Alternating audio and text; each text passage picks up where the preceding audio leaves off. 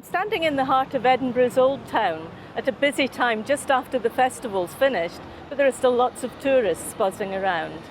I'm here to look at the statue of David Hume. David Hume is one of the University of Edinburgh's most illustrious former students. He came to the university when he was only 12, and he stayed for 3 or 4 years, though he didn't actually graduate.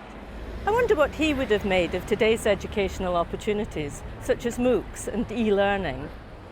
Hume's dressed in a philosopher's toga, a controversial feature of the work of neoclassical sculptor Sandy Stoddart. Some critics say that it's not appropriate dress for Edinburgh weather. Others say it's not appropriate dress for a Scottish philosopher. But Sandy Stoddart wanted to represent the timelessness of philosophy. When I studied philosophy, long before this statue was produced, our image of Hume was a bit different, perhaps more in keeping with his time. Although he lived 300 years ago, the philosopher David Hume still has a major influence on our thinking and our educational practices today. Like us, he lived at a time of considerable change because of science and technology. Then too there was a need to rethink some fundamental ideas. Hume was a leading philosopher in the Scottish Enlightenment. This movement influenced thinking not just in Scotland but all over the world. In particular, it reasserted the human perspective in preference to metaphysical or supernatural views of knowledge and reasoning. The Scottish version of the Enlightenment was optimistic about humans being able to control their own destiny. Access to education was key to achieving Enlightenment ideals. But is the humanist approach to education going to meet the needs of e-learning in the 21st century? We'll be thinking about humanism in week 3.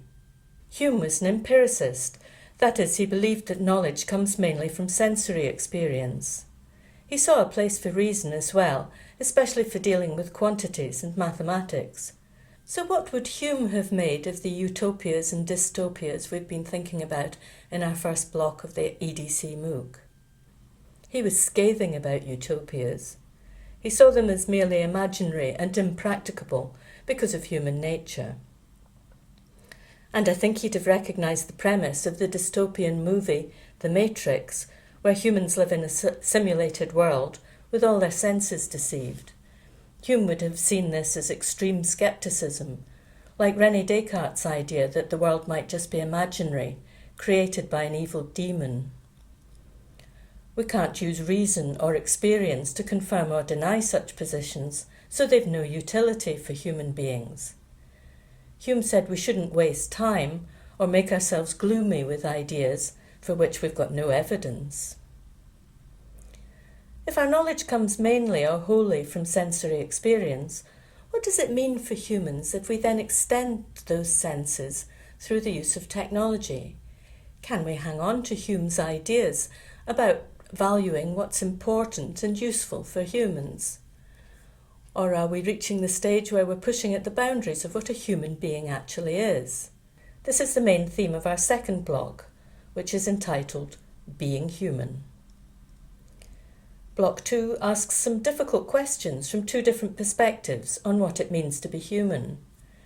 In week 3, we explore the impact of technology on humanism. During this week, we'll encounter reasons for questioning the category human, and that will lead us to consider the post-human perspective highlighted during week 4. Here are 2 broad questions then for you to think about as you watch the videos and do the readings for week 3. Question 1. How do we define human? Does it change if we extend our senses or recognise that other creatures also have characteristics that we previously thought only belonged to our own species?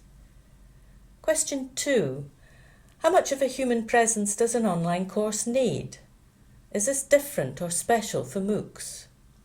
You'll find more questions in the discussion forums, and I'm sure you'll have plenty of your own.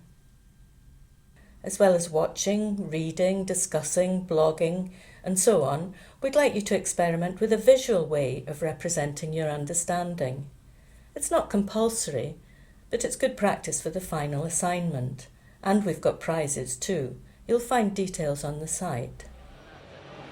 Sandy Stoddart left Hume's big toe sticking out, And philosophy students come along to give it a rub before their exams, for luck.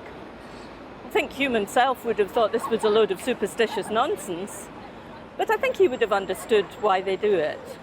Here's a wee rub just for luck for you in our competition.